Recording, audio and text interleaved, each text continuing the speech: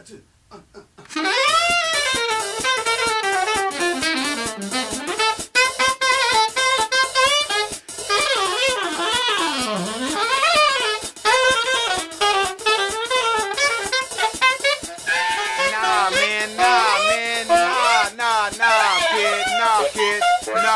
can't come like that, kid. Ain't nobody trying to hear that no more, kid. What you mean, man? You gotta come with something hard. I'm blowing my butt off. You gotta come with something for the street, kid. Well, I tell you what, how about I do it like this?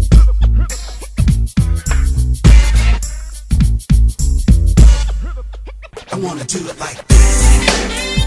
Baby, can we do it like this? I wanna do it like that. I really wanna do it like that.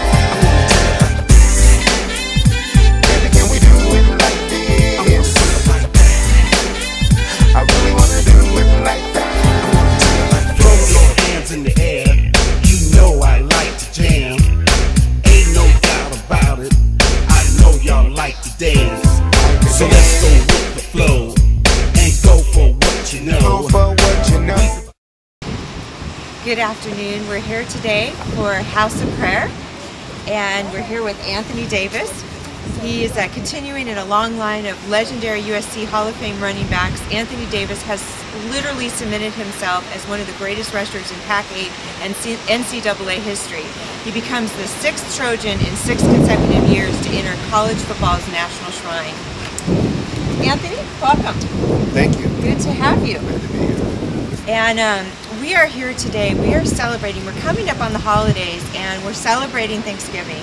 And you know, always as we're growing up, we think about when we celebrate Thanksgiving, we think about the things that we're thankful for. And today, we want to kind of approach it from a different angle. And there's a scripture in the Bible, and it says, it's in 1 Thessalonians, and it talks about in everything give thanks. And so, with that being our theme, we kind of just wanted to talk about that today. Does that mean in the good and in the bad? What does that mean? So that's our thought for today as we enter into this discussion and this awesome interview with Anthony. And Anthony, you've credited coaches Rod Dato and John McKay as the 2 greatest influences in your life. And with that being said, you said that what they taught you was anything worth fighting for. That was definitely the truth, because I know when I first got to USC, I asked the coach what was his plans for me, because I was drafted in baseball professionally out of high school. And when I got to USC, the main thing I went to USC was for education. And I asked the coach what was his plan. He says, well, we see you as a special teams guy, sometime running back. He had no clue that I was going to be ended up being a starter, the leading guy on this offensive team. But he says, all I want you to do is work hard. If you work hard, anything can take you anywhere you want to go.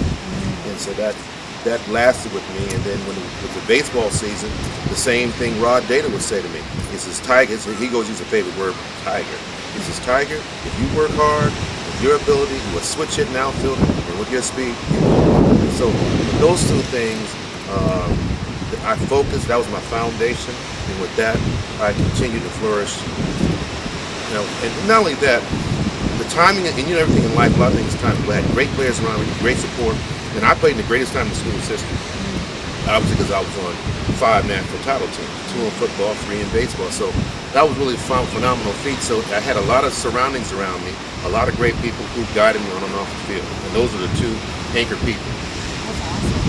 What would you say of everything in your life has been the greatest fight? Just trying to find my way as a man.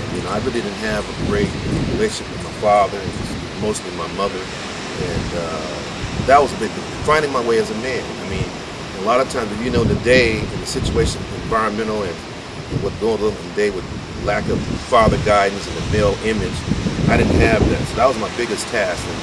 And even today, at my age now, I still, realize that I still have a place to go and to achieve. Wow. Thank you for sharing, and thank you for your transparency. Talking about that, I think that that's so much of an issue today that people face, because there's absentee fathers in numerous, very, very large numbers. It's interesting that you said that, and can I ask you, with not having much of a father in your life, I think it's awesome that in God's grace, He put other men in your life to stand in and be those surrogate men, to God's good about that way. I'm a single mom and I've got 3 boys, so I know how God does that. He puts the right people in the right place. But do you think that there's a relativity between a person's relationship with their father and how they feel about God as their father? Do you think there's any parallel there? Or?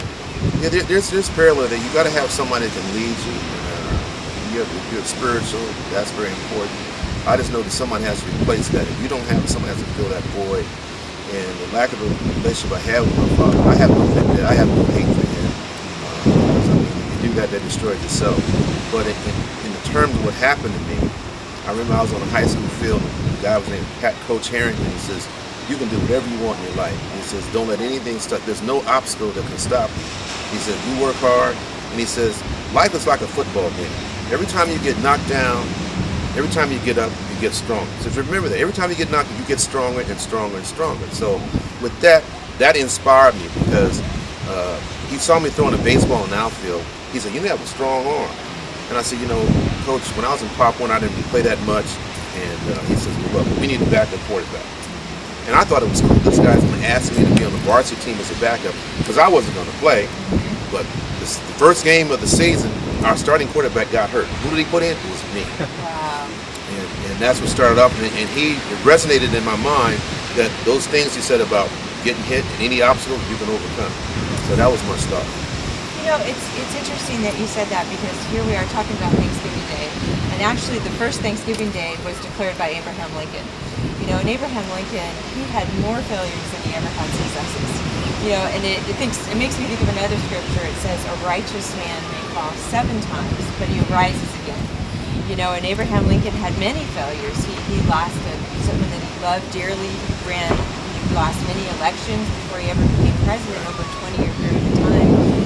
What is it that keeps you getting your fight back up again when you get knocked down? And not just on the football field, but in life in general. It's the same thing. The fundamental attitude that I have even now, it comes from the thought of the football game. I mean, life is a football game. Yes. And I try to tell young people that when you get knocked down, I don't care if it's math, your classroom, your English class, business, and whatever. I remember that really where I hold this foundational thought process in my head is I was at the Coliseum in 1990, and there was this kid that approached me. Was not a kid, he was young, he was 30 years old. I mean, that's a kid to me. But anyway, he says, Mr. Davis, you know, I just want to let you know, you talked to me 10 years ago, and you told me if anything you want to do in life, you can do it. He said, I was on the verge of dropping out of high school, and you told me to stay in school, work hard, whatever obstacle you want, you can make it. He said, I just want to let you know I grew up, and I had a guidance, and I became a CEO of my own company. Wow. He says, if I don't talk to you, and you were my football idol, he said, if I don't talk to you, that doesn't happen. I said, I didn't want to take the credit, but he says, I just want to let you know you did a lot for me in my life. So that just maintains my thought process of that. That is very important, and that's what I tell you.